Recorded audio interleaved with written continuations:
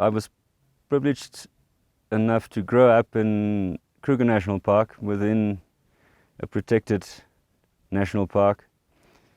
And from a very early age, I realized that these national parks and areas are really worth protecting. I joined the military after school, and I guess that taught me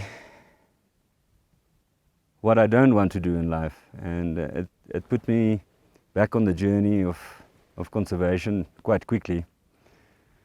And came up to East Africa from South Africa because of the beauty of the country and the open ecosystems that we have in Tanzania. But it also means that these ecosystems are vulnerable because they are open, they are not fenced. There are people all around these national parks and reserves in Tanzania, and it's wonderful to have it because everything is in balance, but it's so much harder to look after these places, you know. The moment you put a fence around something, it's easy. There's a fence and people are out and animals are in. But then you don't have the great migration, and you don't have ecosystems that can sustain volumes. And that's the real challenge. Conservation is like a mountain. It's just a far bigger mountain, you know. Kilimanjaro is tough and it's really hard, but there's an end. And with conservation,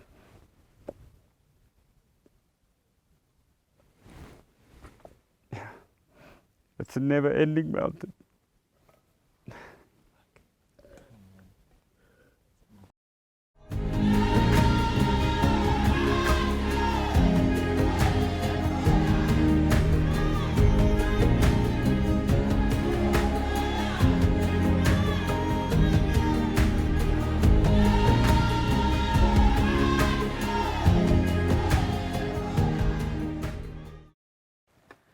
Welcome to Keith's Corner, guys, and we are here on Mount Kilimanjaro, and it's amazing out here.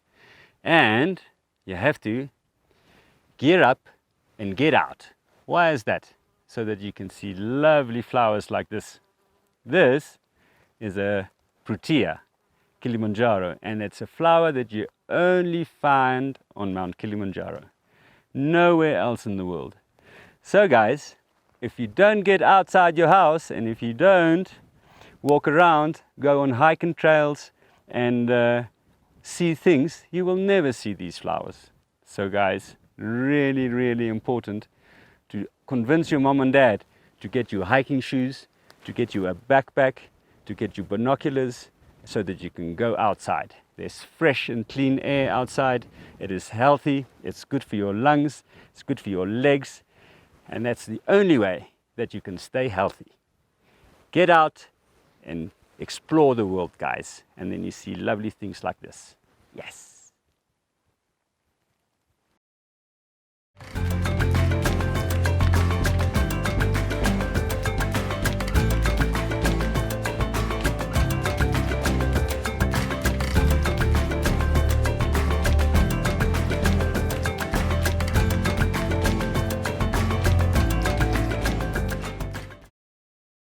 Okay guys, super dull safety time, and this is a little tip or a little hint of what to pack for Kilimanjaro other than your gear, just the extra things that really would make the climb a lot easier.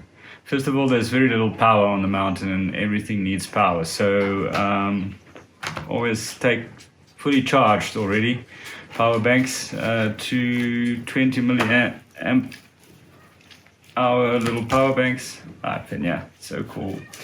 And then you're gonna probably want to document your climb a little bit or have some memories. So I generally take just a small digital SLR that I put on very lightweight tripod, These are more only for time lapses and things like that. So the cameras that we use these days is you can film everything on a mobile phone as long as you have some stabilization. Osmo DJI, so great for a mobile phone filming, and a Ronin for the SLR. So between these two devices you can pretty much capture everything from star trails to nice things on the move, so that's great. Charging anything that is not charged by USB is a problem, but as you get to kind of higher hats, at Kibu hat for example, you can charge. So do take one charger just in case you get a power point, but enough batteries for your SLR. And then these days the Ronin and all the gimbals and the phone you can charge with your power bank, so that's really cool. All of your camera gear, you put in a nice sturdy pelican case, just so that it can take a knock and help for regulating temperature at night. If you do want to record sound, it's always good to have some sound gear with you. I would suggest that you don't save money on sound gear, because if we can't hear what you're saying, there's no point in making the video anyway. Then I have these dry bags just to keep with you. You never know when it's raining, so it's good to keep your gear dry. Then enough cables for charging. Take two of each, so I have enough cables both for everything that you really need. A USB kind of adapter, just in case again you get power, which would be really handy.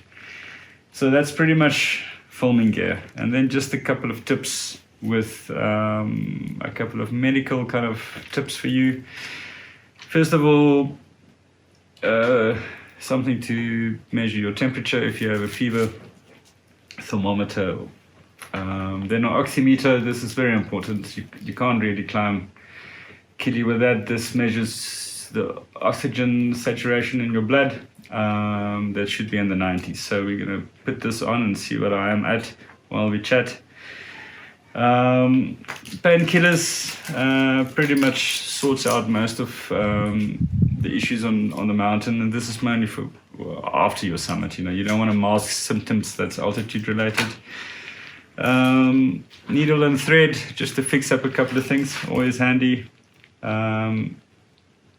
Antibacterial cream, just something to put on cuts and so forth. A little bit of bio oil, just this repairs damaged skin, so it's more for on your way down to repair all of that. A little bit of gauze just to put over a blister, and then just kind of general medical kit. So we're gonna have a look. At the moment I'm at home, so 90% oxygen and my heart rate is 78. So I'm not in the best shape, but as long as it's in the 90s, it's really good. So this little device is really key if you want to know how your body reacts to altitude. So all right guys, super all safety. These are the kind of the hot tips that you need to pack for Kilimanjaro. Chat to you later.